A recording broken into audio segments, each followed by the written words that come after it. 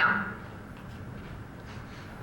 perhaps we should have called tonight's program West of Broadway.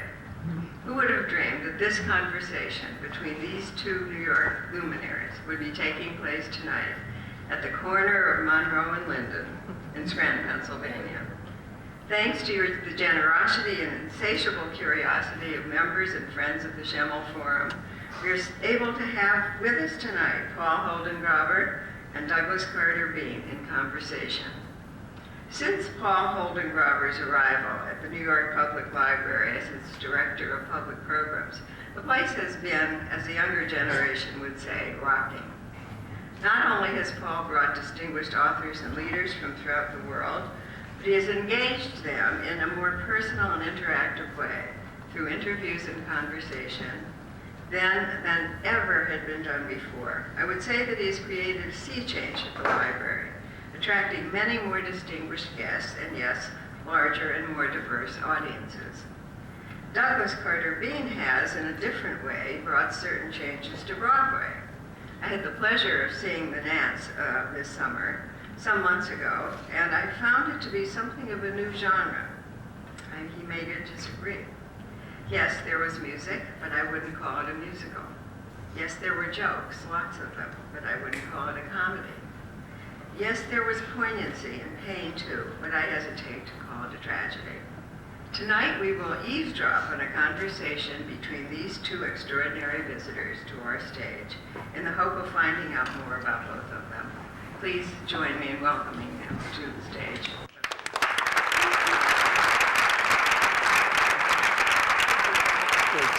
Thank you, my dear. Thank you.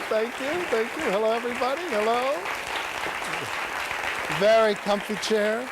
Look at that.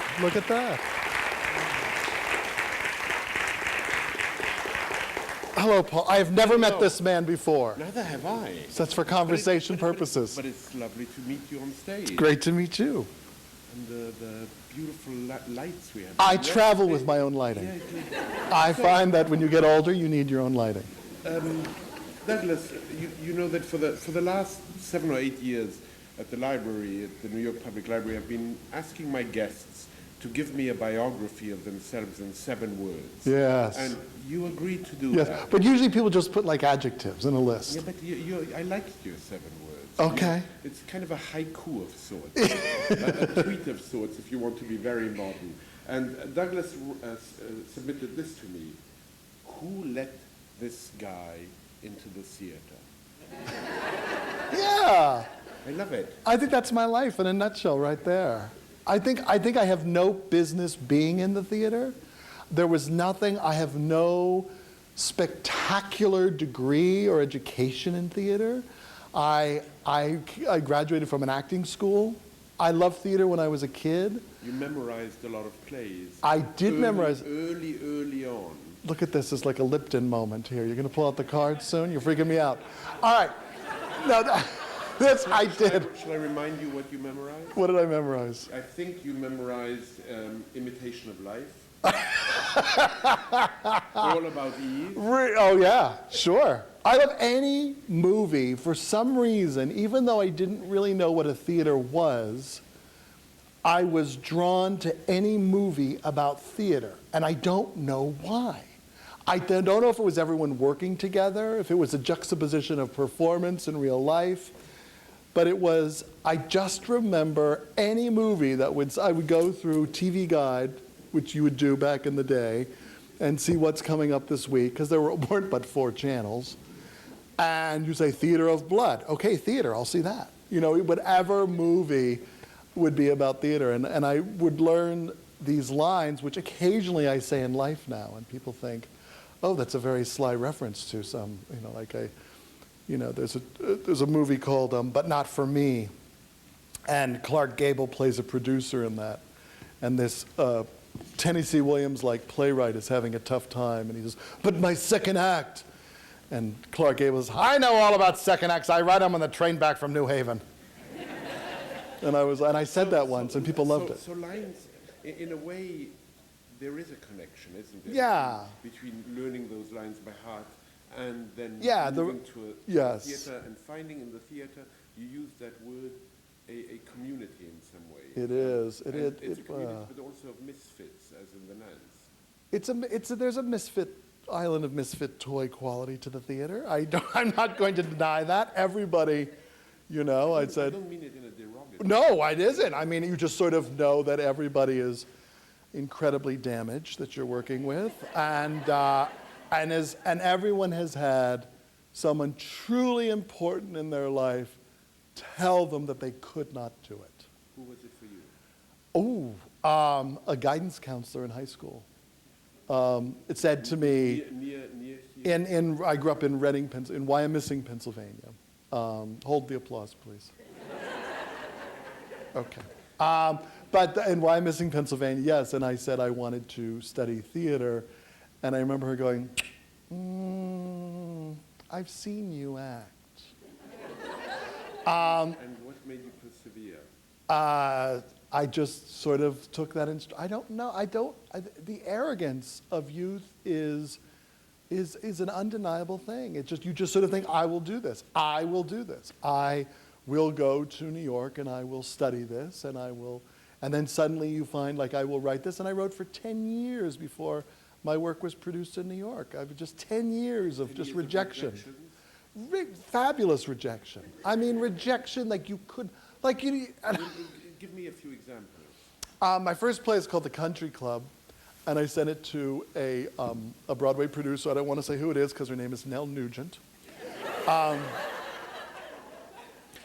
And her rejection said, this is a none too compelling mix of John Cheever and everything A.R. Gurney threw out. And I saw her later at an opening night of my play, and mid-compliment, I had to stop and said, I have to stop right now and say that you sent this letter to my agent, and I'm just curious, why don't you just say not for me at this time? I'm just curious. And? She didn't have an answer. They was drinks, bond, it was off. I've kind of learned you don't do that, because people don't. You've put her on the spot, and now she's embarrassed and uncomfortable, and it also makes look. You mean you don't? You don't bring that stuff up, and it also looks like I'm carrying around this, even though I am carrying it around. Suddenly, why would I want? I don't want it to look like I'm carrying it around. But yeah, I mean, you are rejected constantly, and what I have found as I have worked in theater more is that it is a remarkable business, and maybe there are other businesses like it. I don't know other businesses that well, but you never entirely feel like you're in the center of it or at the top of it. You said the theater is great because it is the last form of individual expression left. Well, that is also in regards to censorship, because as I work in television or in film, inevitably comes the moment when an executive says, no one's going to get that. Or someone's not going to understand that, and they're going to get angry. And so you just say, oh, well, then I don't want to get anybody angry. So you just sort of edit it out.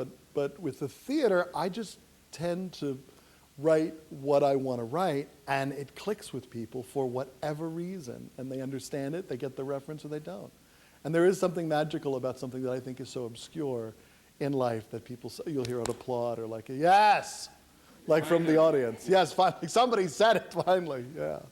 But that has to do with the process of entertainment and art, which are we're at a very interesting time in America with both of those. How so? I mean, because when we... I knew you would say how so when I said that. Briefly, when we spoke on the phone a couple of days ago, this is what you brought up to me. You said to me, well, we're at a strange moment. It is, I mean... We're at a strange moment. In a way, the moment now is unlike any other moment. Yeah, I think it's true about most I think it really. I think it's unlike any other moment except for when it's like the closest I think it would be like is it what it must have been when motion pictures started to talk, because you suddenly see thousands of people who don't know how to do what needs to be done. There is, for an example, when I first started, there was something called a television series, which you hopefully got on one of the 3 networks. And if you were really good, they ordered 13 episodes, and they would pay you to write a pilot, and then they would make the pilot, and then if they liked that, you would make 13 episodes, and then if you liked it, they would renew the show. That happens now under very rare circumstances. Now you get requests for, could you write 13 episodes and we'll film them all on Netflix and just put them there for people to watch when they want to watch it. The style of television writing has changed. Yet it's a great moment. It's only opportunity. I only look at it, for me, I look upon it as opportunity. I'm told that in a way, some of the series on television are now a rejuvenation. You're such a librarian. I'm told on television. Like it's there, it's probably in your friend's house. You can flip it. It's that armoire is like got a picture inside of it. It does, and you can flick it, and you can watch them whenever you want, and you can. Really? Yeah. Now the new thing is, my partner Louis got the new television system. Do you guys have this? Where it's not just Netflix, Ovation, any television, YouTube, or anything, but you don't have a remote anymore. You just have your hands. So you sit in a living room while someone's in the middle of a scene going like this. And then you just like fast forward to another scene and go like that. That's what I want. Now I'm attracted. Now my fear is I'm gonna my next play there'll be someone in the audience going like this. Just do the. Well, maybe one thing you need to do in the next play is have some. Why not? Why not? Absolutely. So that, but it is. No, but what I mean to say, I have watched recently Homeland. Oh yeah. And it is amazing. I mean, The television. It kept me up. The television shows have never been better. So. Which is exciting for me creatively, but the business of how that happens, what happens is you go to, there are, for me it's great because I'm creative and I want to do things as they're happening. But some people are stuck from a model of 10 years ago and they can't adapt. So you do see all these people sort of baffled like, well, I can't write television anymore. I guess I'll try theater or something. I don't know. They sort of don't know what to do with themselves. So that's what that television and film land is like. You write in music from a sparkling planet. Yes. I got this philosophy, Tamara says, that people go to the theater to be told the truth, and that they watch television to be lied to. Yes. Yes. Is this a word you put into Tamara's mouth because you agree with it? I did at the time, but television has changed since then. I mean, that was a specific type of television. That was the television of my childhood of the 60s. And it was a woman, Music from a Sparkling Planet is about a woman who does theater, but does one little television thing. But that winds up being the thing that she's famous for. So what she's known for is this little television stint. Which is, it's very happens to a lot of theater performers. They're known for one television show. But they do incredible theater work their whole lives. Let's talk about the play I went to see this summer, The Nance. First of all, I think most people won't know what is a nance, and how did you go about finding out what a nance is? In other words, I was interested to find out how you researched the project. Well, I actually there isn't usually a moment when you know you begin a project. But that is the only one that ever happened that actually, I remember everything just happened magically. And one was there was a Bernice Abbott photograph of the Irving Place Theater, which was around the corner from my apartment that I had found. And it was this old, crusty-looking burlesque theater. And so that I actually had as my screensaver. If we can pull up. Do you really have it? Oh, my God. It's like a little stocky, crazy. He has everything about me. I know. I'm just so. Okay. So I had the photograph. Number 9, if you can. And that's not number. Okay, but anyway. And then I had done an event, a charity event for this theater company I had, a not-for-profit theater company, and someone said you should do an evening of burlesque. Oh, there it is, right there. There it is. It's now the Zeckendorf Towers. The only magical thing is the basement of that theater is now where the Vineyard Theater is in New York, which is a fabulous theater company.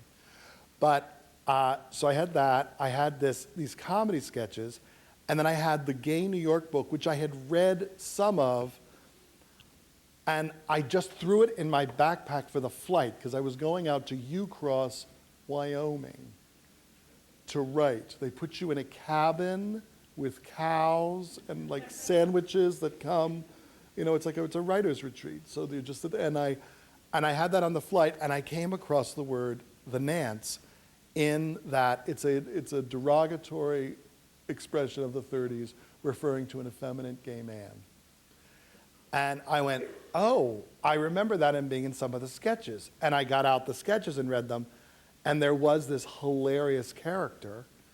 And I thought, oh, I wonder what it was like to be in burlesque at that period. And so I voraciously read everything I could from the book. I went on, and then I wrote the first scene of the play.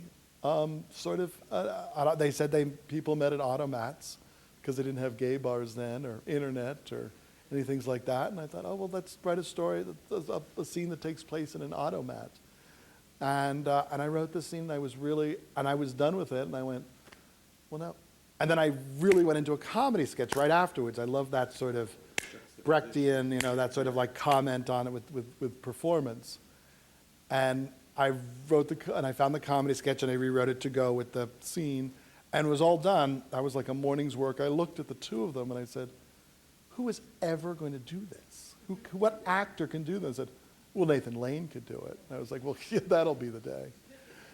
And then when I was done with it, which a couple months later I was done with it, I sent it to Nathan, who I knew just socially. And I had his email address, and I sent it to him, and I said, I think this is something special. And then I sent it to him at 5 o'clock, and he was in a Broadway show, so he was in the Addams Family at the time. So he read it before the show and after the show, and he called me at 9 o'clock the next morning and said, where do we want to do this?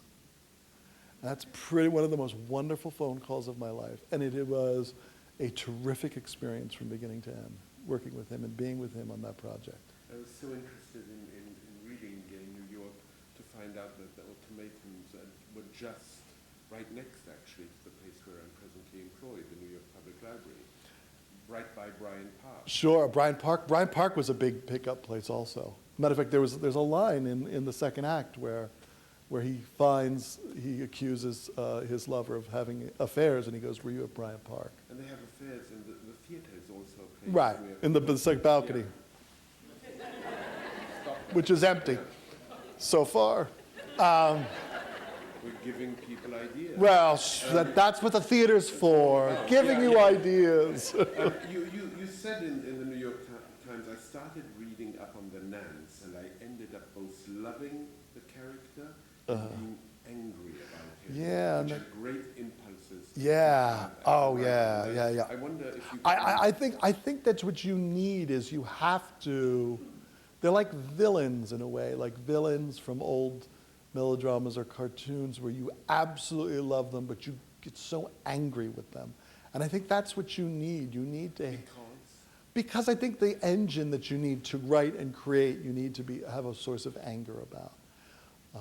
And you need a source of rejoicing, too. It was, I saw it as, as they say, it's negative visibility, but a part of it's like, but it is visibility.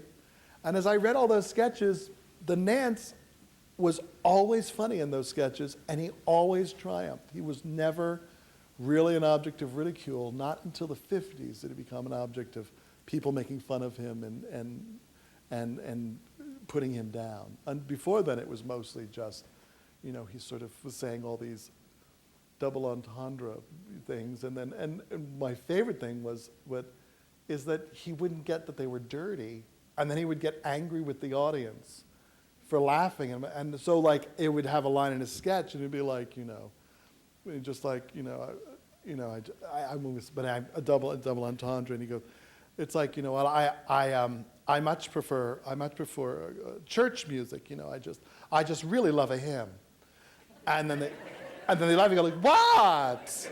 What? I just love when the organ swells. What? So that was the sort of that you could play with someone not getting a joke, you know, and a comedian not getting a joke. I thought it was incredibly sophisticated. Let's look at clip number 1 so that we see the... What is clip number 1? Oh, this is the automat. This is the fabulous automat scene, which is first we'll see the screensaver, and then we'll just see the Catholic emblem. That's always nice. That's always...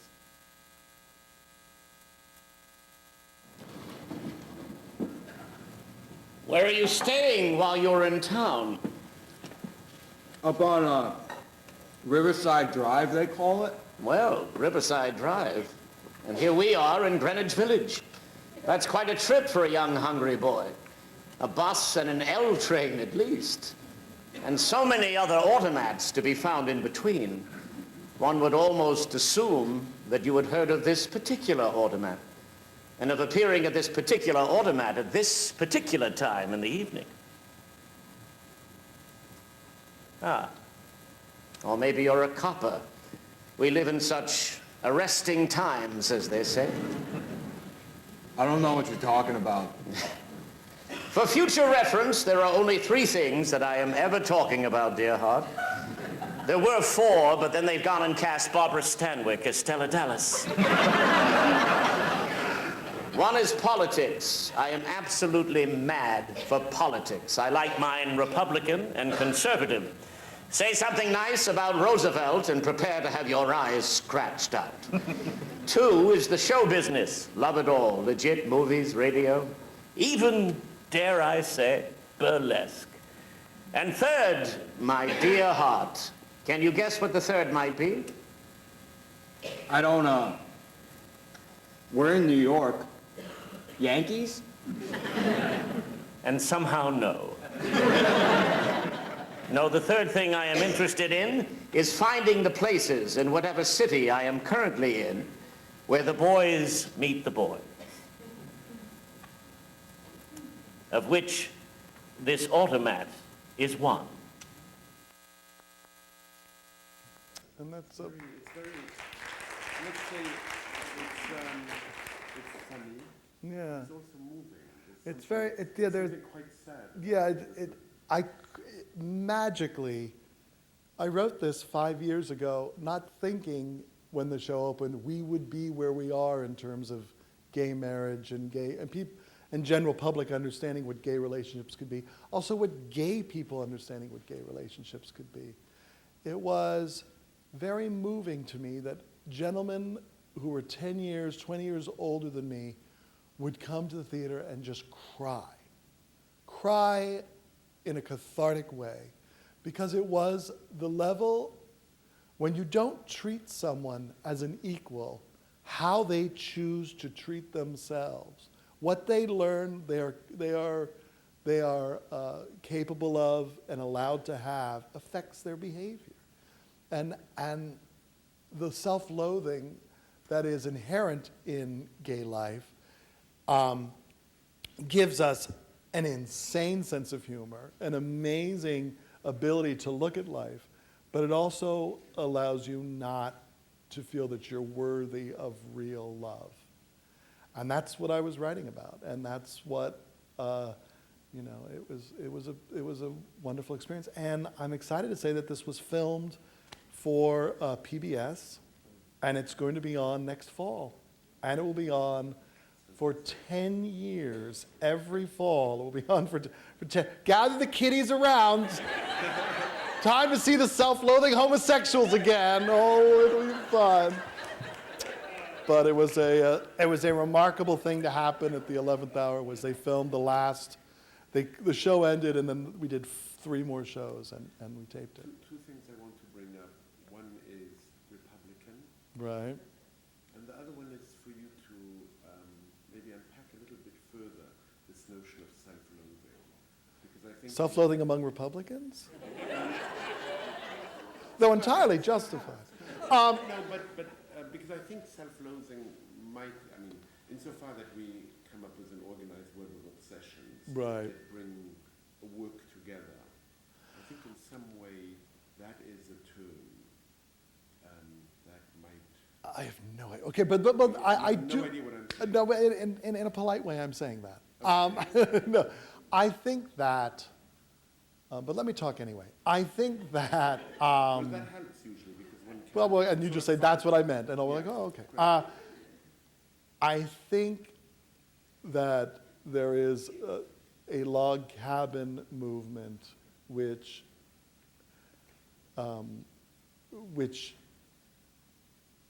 I sort of, when I first came to New York, fell in with, which was sort of a very rich, I was not rich, but I loved eating their food. But they were very foofy gay men who were so anti-gay in their way. They were so, oh dear, well, why do they have to have these parades and ruin everything? Why do the drag queens have to be in the parade? Can't they just stay home? You know, this sort of not accepting nature. And I was fascinated by it. I just wanted to go, when the Nazis warm up the ovens, honey, it's you too. Just remember that. And I think that you have to know that you can say you're not a part of something, but you are a part of it, and it's who you are. So that always has intrigued me. And then republicanism in the Depression is another source of interest to me. Like how really at that point a Republican was a different thing than it is now, but with all that was going on in the world, with that Roosevelt was being pushed back on, it's fascinating to me, and I love reading about it. I'm intrigued with every story I hear about it, that's just. No, I mean, it surprises me that self-loathing came as a surprise because, in a sense, in the Nance, one passage that I very much love is when Chauncey says, "I do so admire the way you can see a future in Right. all this." I think it's really nifty. Mm-hmm. I, on the other hand, sorry, kiddo, I'm just put together differently. Right. I'm of another time, I guess. I actually see and hear what the real world thinks of us. Uh-huh. And I can't be quite as oblivious Right. as you. There you go. Well put. Oh, I did that. But I think that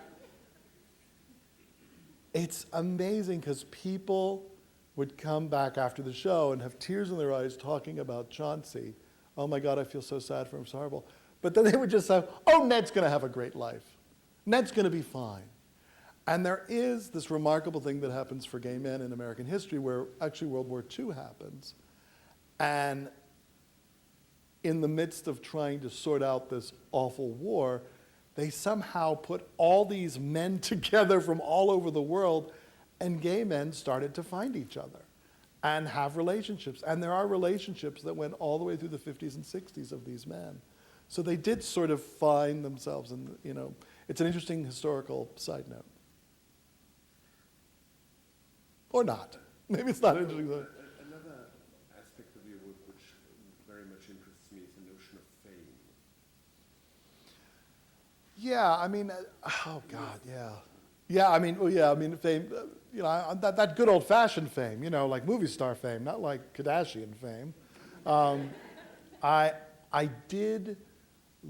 I was fascinated for a big part of my life because I sort of smelled what was happening with fame, that fame was becoming its own thing. Fame was was a form of power, that once you had fame, you could do things.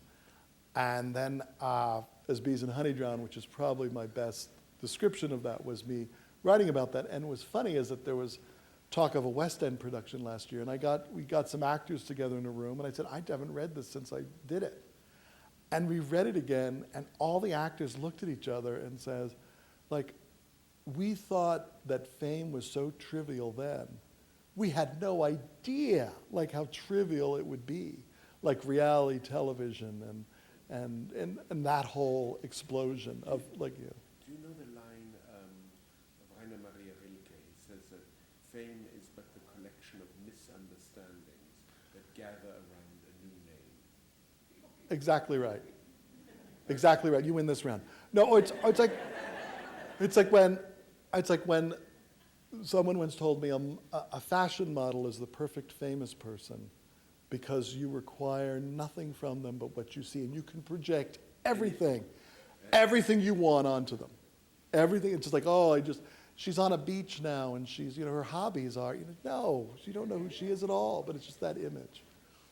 In a commencement address, which I saw recently, you say, be kind, but be strong, have faith, have hope, have charity, but have a lawyer. Absolutely, yeah. I kind of, yeah. I loved it. I mean, it surprised me completely when I Boo! Yeah. All right, so all of a sudden. well, because I am going through my life, and I am really doing everything I can to be upbeat, optimistic, and enthusiastic. But I'm not going to get screwed. I do know that it is a constant. Every negotiation I have is gone over by lawyers, and lawyers, because I would willingly do this for a ham sandwich. I would willingly do anything for a ham sandwich. I love it so much. I love doing it. I love being in the room. I love being with the people. But I do know that it's tough out there. I've made some foolish mistakes, and I've actually only been stupid once or twice that I thought I was rude. But generally, it's good to have someone to talk things over with. Yeah. And it's very different in the world of theater than it is in the world of rewriting, because people come to you as a script doctor. Right. I haven't done that. The bottom fell out of the movie business I smelled it was happening after the last strike. I suddenly realized, my kids had a play date, and I went to pick up the kids in Tribeca, and I kept saying, I know this building. Why do I know this building? And I went up, and I picked the kids up from their friend's house, and I was in the elevator, and I went, oh my God, this was the building where all the movie producers used to be. This is where Christine Vachon and Tribeca Pictures and Miramax and on and on and on. A whole building that's now apartment building in New York, because it's just nobody does, that amount of film isn't happening anymore. So I knew that was happening. So I said, well, look at your life. What can you do? I said, well, nobody really knows musicals, so I'll do that, and I'll do theater for a while, and then I'll come back and catch up with film later, which I'm beginning to do now. And also, rewriting scripts is, in a sense, one of the things I would imagine, could possibly hate, because it's wrecking somebody else's vision. I'm very particular about what I would do. I would not do, there are different types of things. If it was someone's true life story or someone's original script that they had written, then I would say, you know what, work on it with them. But if it was a movie producer's idea, or a brand name like, Bewitched or something, and then they would say, 7 writers have been on it so far. They just need a comedy punch-up, or they need a woman's touch, what they always came for me for,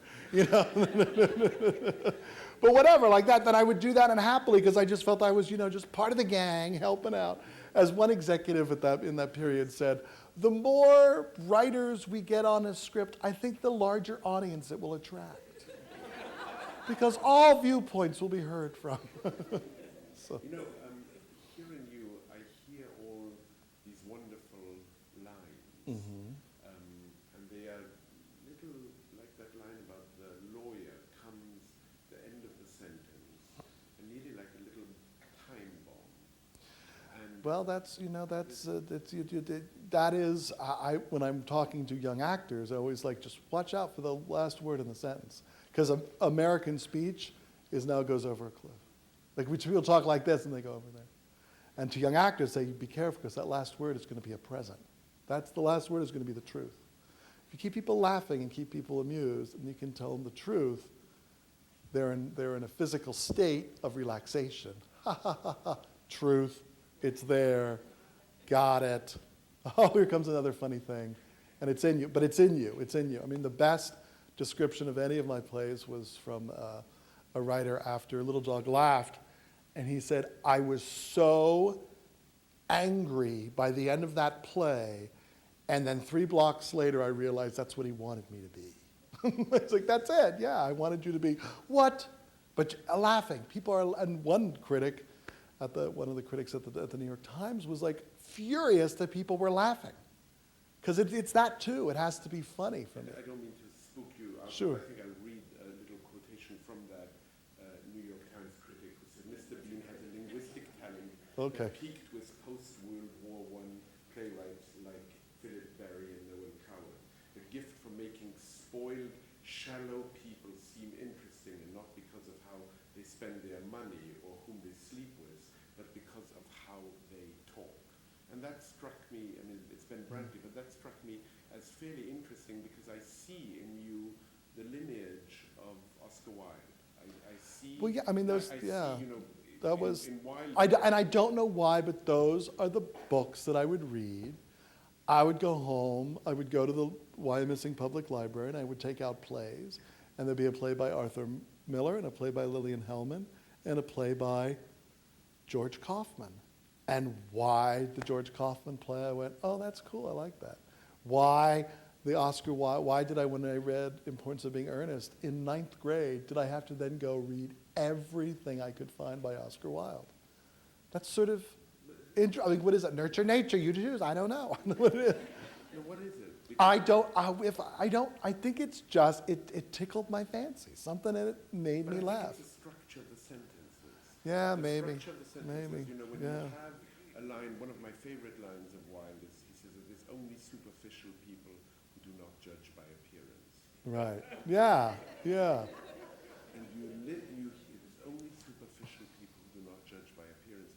You hear that, and he's really had you. He's made you Yeah, laugh. oh yeah. And he's saying something about appearance, and he's saying something quite profound.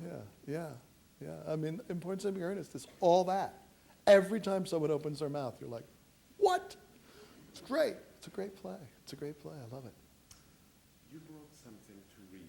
Did I bring something to read? I brought two things. To strike your fancy. I'm not going to stand up. I'm actually just adjusting my pants. I have two. What if I suddenly orated?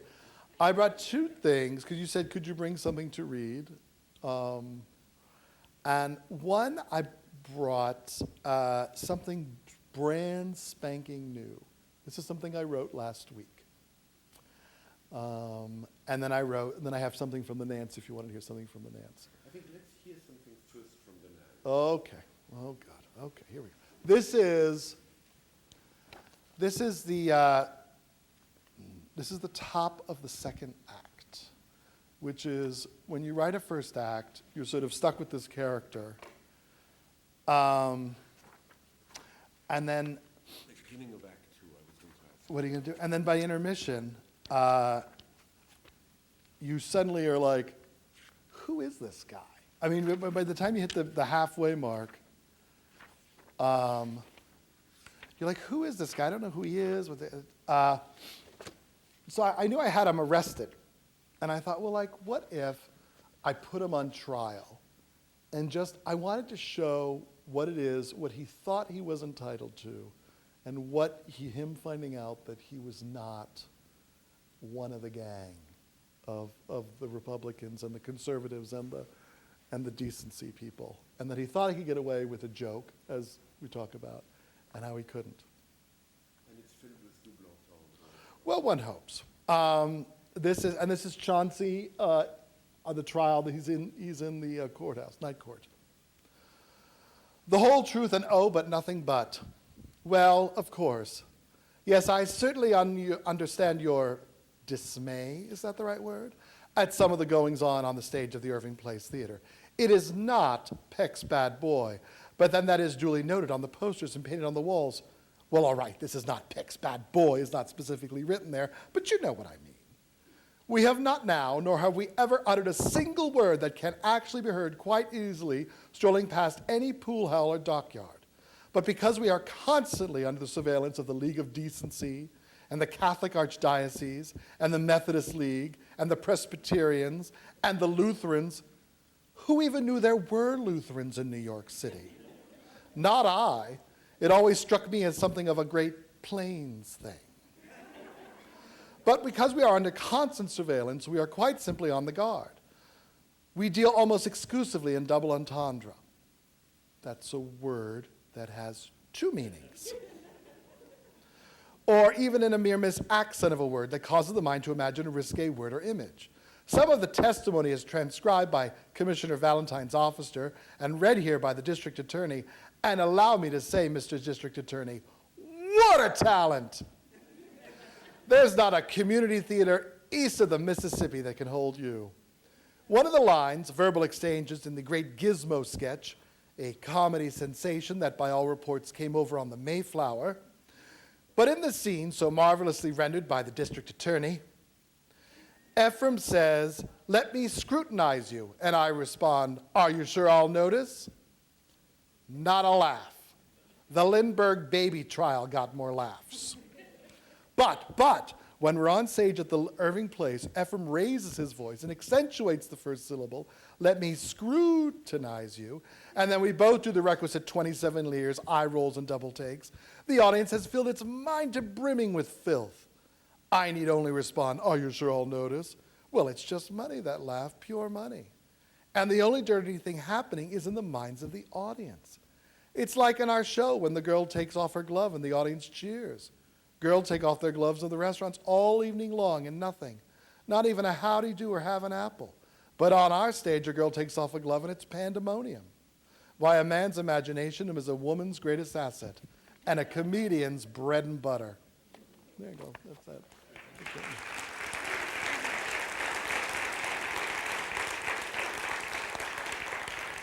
It's a little dramatic after that.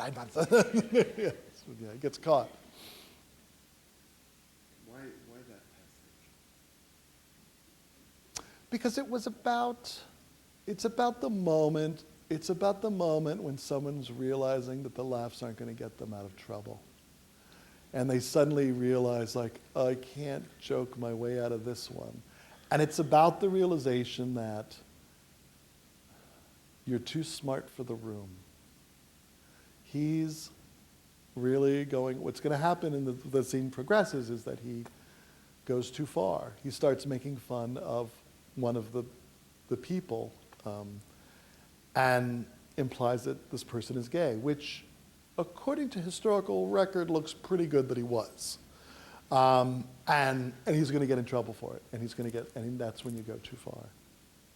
So it's also when language is no longer controlled. Yes, exactly. And it is a scene about language. It's a talking about this beautiful thing called double entendre, which you really can't do anymore because we're all so blatant. Everything, you can't really be sly. Maybe around your parents or something, you could get away with something, but usually it just has to be out and out said. Now, we're in a world of single entendre, I think. It's just sort of... I want to come to, I've told you, I want to speak a little bit about Susan Sontag. Yes. I want to come to her by way of her essay on Cannes.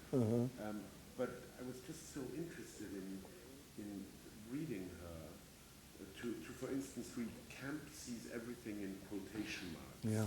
It's not a lamp, but a lamp, right. Not a woman, but a woman. Mm-hmm. To perceive Camp in objects and persons is to understand being as playing a role. Right. It is the farthest extension in sensibility of the metaphor of life as theater. Yeah. And rereading this now, which the urgency of it came by reading you and seeing your play, this notion, Right. which when I came to this country was completely surprising to Yeah. me. The notion that when we wanted to be ironic, we made sure people saw it. Yeah. Well, that's like this is the bunnies are a very 90s sort of, the talking bunnies, It's like, doesn't the Patsy has something absolutely fabulous? She goes, "Don't do that when I say job. Don't do that. It's a job." But the Susan Sontag is, there are two essays that are hugely influential to me. One was Big Sue, bless her heart, with the notes on Camp, which I found back in the 80s, when people would get, all the artists were living in the East Village and they would need money, you would take a blanket and put all your books on the blanket and sell them all for $1.50, and I picked up Against Interpretation, which I read the notes on camp and I was like, okay, now it all sort of, it is, and camp is a very powerful and dangerous thing in that it can professionally, I have to be very careful to say something has camp in it or not. Though it isn't going to be in just about everything. People say, is this campy? It better not be camp, because it has a stigma. Paul Rudnick says camp is what you say to make straight men afraid. But it means that it's going to be somehow, they're going to be laughing at me, I'm not getting it. So it's not getting the joke. I think it's not getting the joke or the awareness of and then the other essay Against Interpretation was she was talking about Artaud a lot, and that led me to, happily, somebody's blanket that had Artaud on it later that week. And then I read his description of the Marx Brothers, which in my mind formulated theater. You just have to know that in the French, imagine being in Paris and being intellectual, and then you just see the monkey business for the first time. My God, they couldn't believe it. They were like, this is the most, it's anarchy. It's like decimation of class system. I looked and I said, it's all that too, and it's funny. And it I is. used to read that. My experience with the Marx Brothers comes in great part living in Paris. Rue des Écoles, right next to the Sorbonne. To this day, every week they play the Marx Brothers. And it was one of the most hilarious things I've ever seen, because you would have a joke, how many I think Groucho's in a room, and he's in a room with his brothers, and police knocks on the door, and he says, Groucho says, if it's a policeman, knock again, and the policeman knocks again, and then the policeman comes in, the brothers hide, and he says, how many people are in this room? And he says, I'm here alone. And he says, how come your table is set for 4? And he says, that's nothing, my alarm clock is set for 8. So you hear, but the great thing of it was, I was laughing hysterically, but then the subtitles would come, and the French would laugh, with a delay. So it was a constant, but I don't know this Artaud, but Sontag features in a very interesting way in your plays. For instance, in a play that I think you wrote 2 or 3 years ago, Mr. and Mrs. Fitch, Mrs. Fitch says, yes, just swear to me on a book you hold most holy. Mr. Fitch grabs the book, looks with delight. Susan Sontag, Against Interpretation. Mrs. Fitch, mightier than the sword, darling. Mr. Fitch, swearing on the book. I, Mr. Fitch, do hereby solemnly swear, Mrs. Fitch, to not take Mrs. Fitch to another goddamn sincere event, and so on. Yeah. But because it was because it's Against Interpretation, which was such a seminal work, and it has kind of left us to where we are now. But it's sort of where we're sort of that it's a remarkable work. It is a Bible for a generation. For me, that was a Bible. And then On Photography became another one. They were books that we read, we passed around, we discussed, wearing black turtlenecks and smoking filterless cigarettes, and it was a wonderful common ground. But it leads in the same way that the irony and deconstruction eventually lead you to a feeling of nothingness. You're eventually left empty, and I have found, and that was a remarkable thing. I think that in Xanadu, at the end of Xanadu, they talk about that 1984, the muses all leave Earth. In the movie Xanadu, 1980, they all leave. And I have the 9 muses, come to the lip of the stage and say, let this year, 1980, be known as the year all inspiration left the arts. And they left. And the audience would laugh and cheer, but it was, it doesn't get less subtle than that. It is this sort of, you deconstruct, you devolve, you do all those things, and eventually you're left with nothing.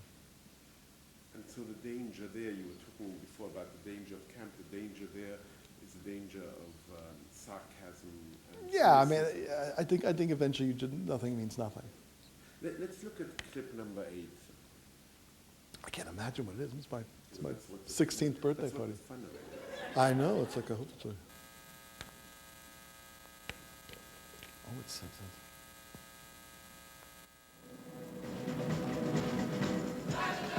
Open your eyes and hear the magic.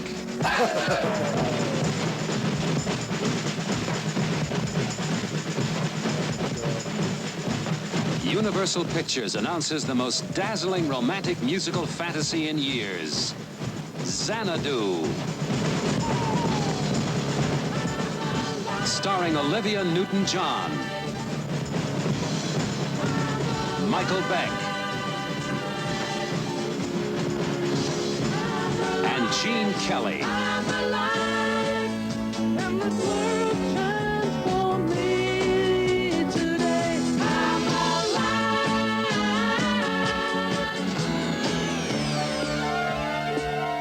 Whenever you're away from me, wherever you go, you're never far away from me. Lover, I won't take a back seat tonight. Ooh, lover, get on my 2 feet tonight. Xanadu. Xanadu. It's a love story about a boy and girl from two very different worlds whom no one can keep apart.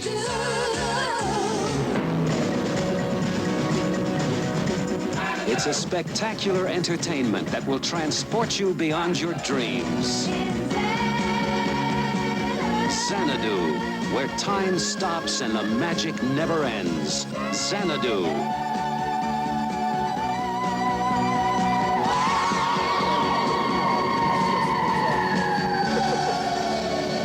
To me, it's beautiful, it's magical, It's atrocious. It's awful. But what in God's name made you want to? Well, remake this? Well, there had been a trend, and there continues to be a trend of people taking a movie and putting it on Broadway and calling it a Broadway show. And so when I was offered this, I said, well, that's just the ultimate, worst example of doing it. And so I passed, and I passed 8 times. They came back to me 8 times. I was like, I'm not doing this. And the last time said, my agent said, you have to meet with them. They're very insistent. So I met with this young producer, and he said, I will let you do whatever you want. And I went, all right, I'll look at it one more time. And I watched it, and suddenly, I finally, after watching it, and it said, in the credits, Muse number 1, Muse number 2. I went, oh, they're the Muses coming back to Earth. That's funny. And they couldn't even get out a children's book of Greek mythology and get the names. Muse number 5. Come on. So I thought, well, that's all right. I can do this if it's actually about this is the worst movie ever that we're putting on stage, and celebrate that and make it something. And we did it in 90 minutes, and it was hilarious to work on in that everyone thought it was going to be awful. I would sort of be walking down Broadway, and people would meet me as if I were a valiant cancer victim. They just sort of, how's it going? One person called me and said, I just saw the marquee at the Helen Hayes Theater. I said, how'd it look? He goes, Doug, you're going to have other shows. Like, wow. But I knew that if they got it, And the first performance of that on Broadway, because we didn't go out of town with it, nobody knew what we were doing. It was a cold opening.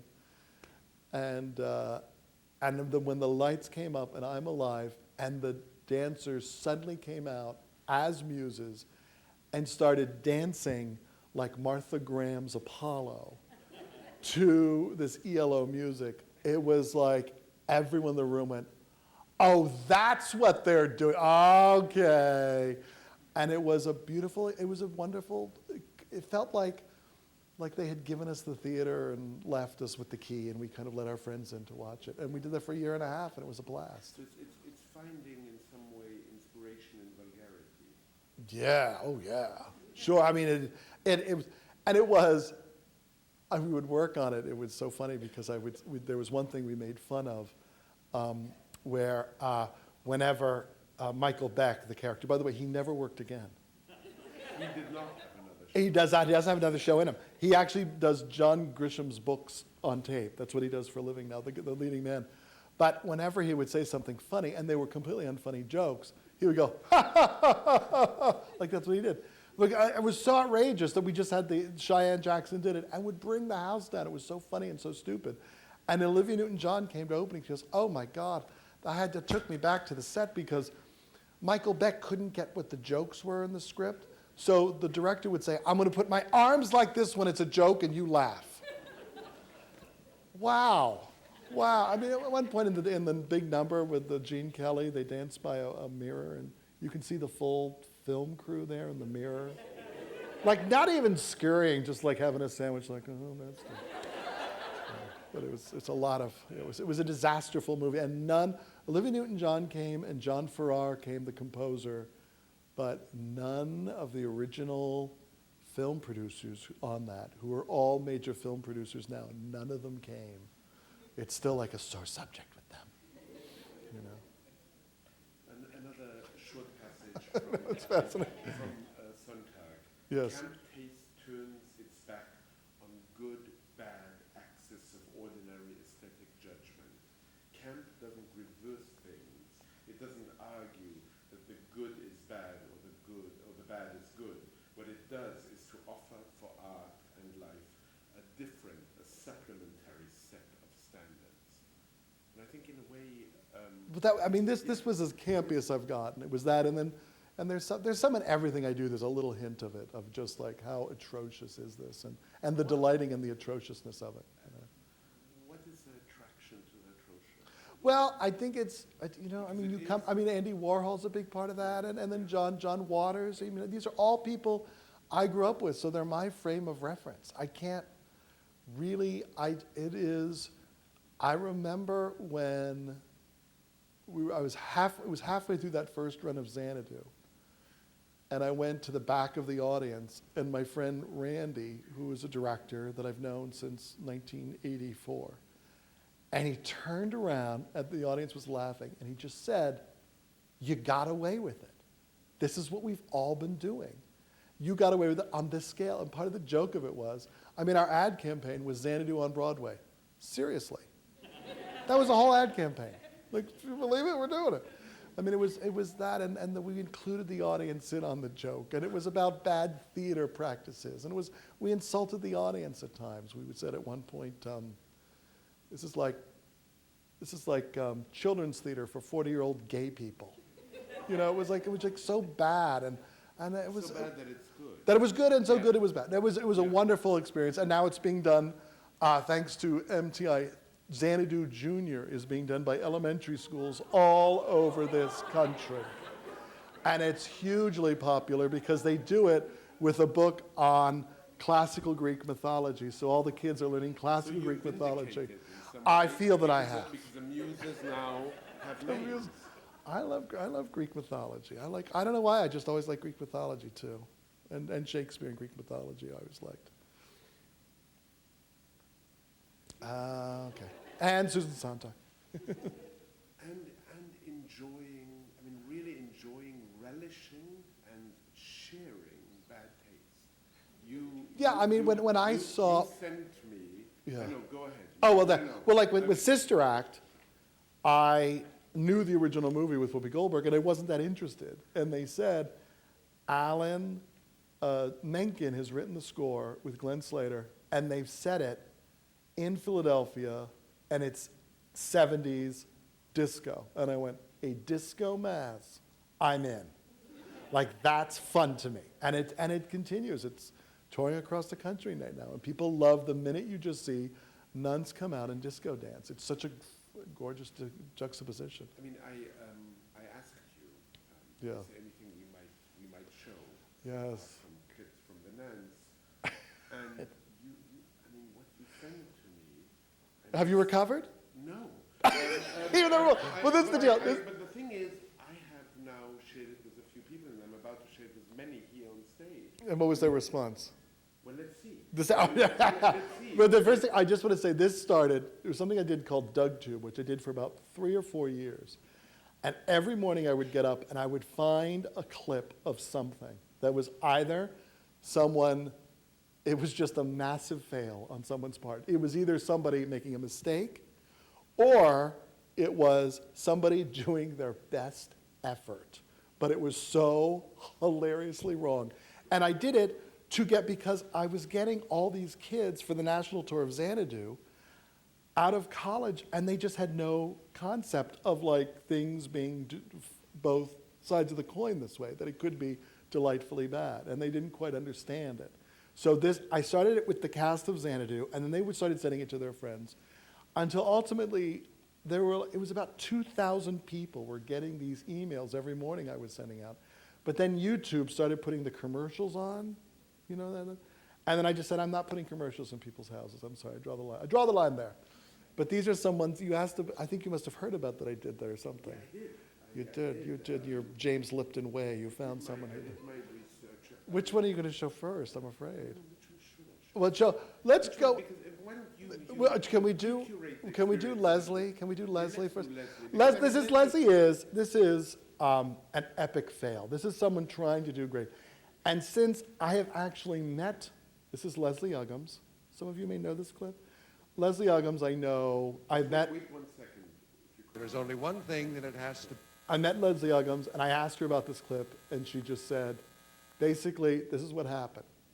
She's on the Capitol steps for the 4th of July being broadcast nationally. At the 11th hour, they say, can you sing June is Busting Out All Over for us?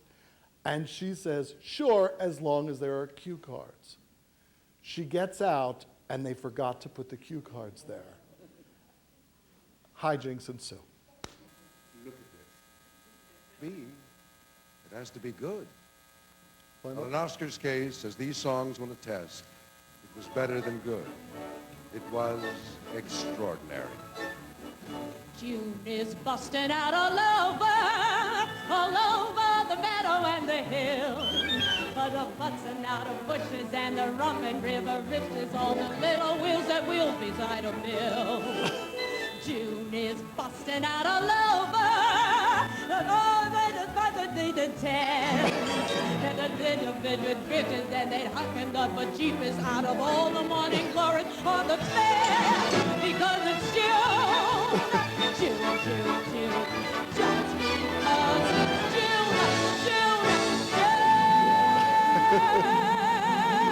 But she kept going. Miss Uggams, excuse me. And now There's only watch. one Keep going with this, and then we're going to have the play must have. somebody transcribe all music. she says. And there's only one thing that it has to be. It has to be good. It has to be good. It has to be good. On an Oscars case, as these songs will attest, it was better than good. It was extraordinary. June is busting out all over the meadow and the hill. For the busting out of bushes and the rumbling river riches, all the little wheels that wheel beside a mill. June is busting out all over the town. And a little bit with riches, and they'd hucking up a cheapest out of all the morning glories on the fair. Because it's June, just because it's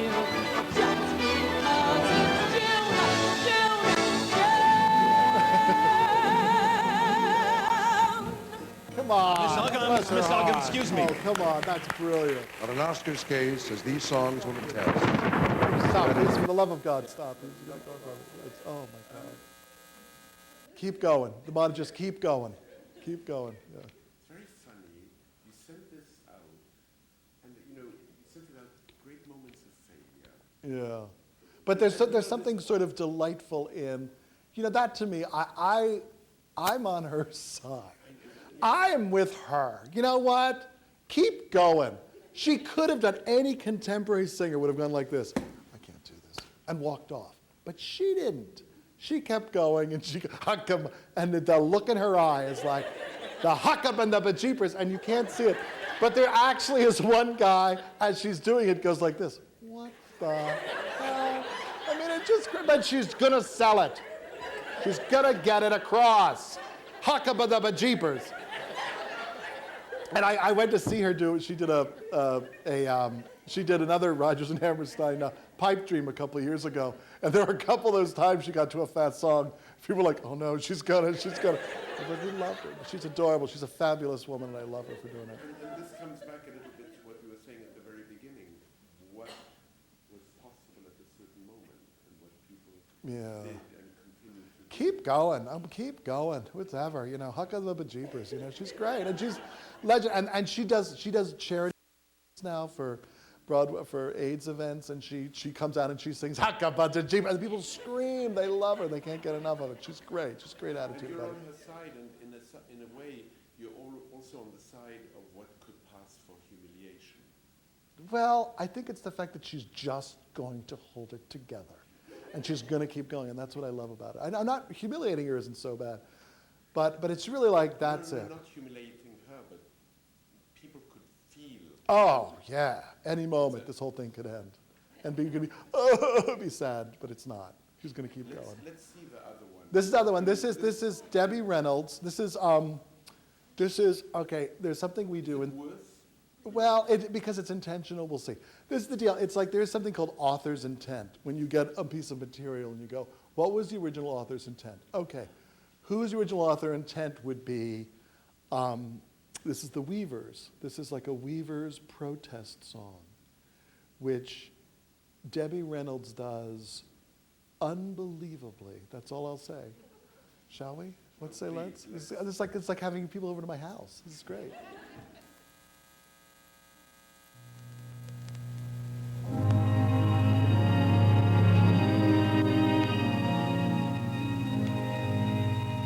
If I had a hammer,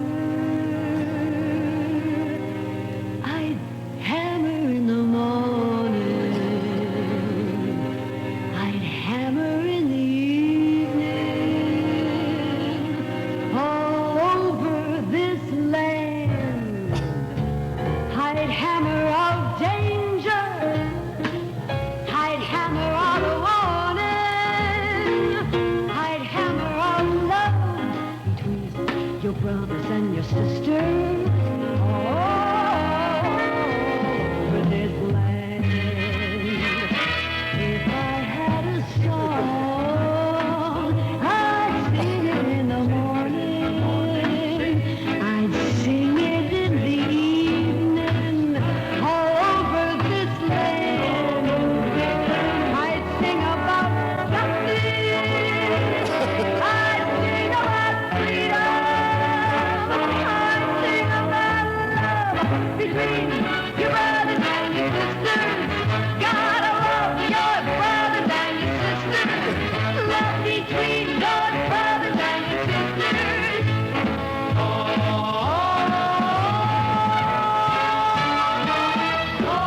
over this land. This land. I'd get me a hammer, and I'd get me a bell. Don't you know we got a song to sing out all over this land? It's the hammer of justice. It's the bell about freedom. It's the song about love between your brothers and your sisters. Got love between all of your brothers and love between all of your sisters. All over this land. All over this land. All over this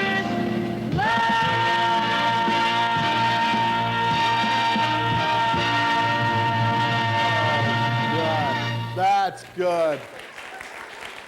You've memorized all the lectures. Well, I feel it's what Pete Seeger would have wanted. I feel. justice. I like when she goes, justice. Like, wow. These aren't mere words to her. She's talking them. I'm so glad you guys are laughing. Because sometimes you show these things and people are like, what? What? I'm like, oh, sorry. Get your fingers out. What's that? What are you pointing at? Read what you just wrote. Oh, this is I think we'll end with that. okay, this is, okay. This is, I talking about artifice, this is a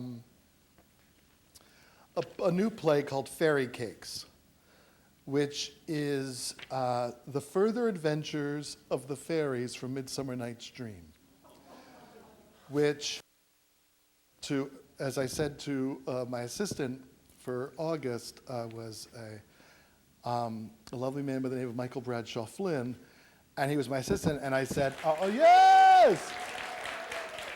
And I said, Michael, if I had balls, I would do this in iambic pentameter and rhyming couplets. And on the next break, he said, I wish you had balls, Doug. So this is about, it is written, the entire play is written in iambic pentameter and rhyming couplets. This is a conversation. Puck falls in love with one of the fairies. Puck falls in love with Peas Blossom. And in this scene, he realizes he will never have Peas Blossom. And so he confronts Cupid. You know pain, this is Puck, and I'll go like this for Cupid. You know pain, oh, if you could know mine some, how everything feels awful and just dumb. Cupid flies by. Oh, it's Cupid, love's own sweet Pied Piper, you with the arrows and the adult diaper. You who make lovers join in love's mad play. Yeah, you got me when I look the wrong way. I took your arrow from his fairy cakes. Please end this love, do whatever it takes. Each time that I see her, the love just grows.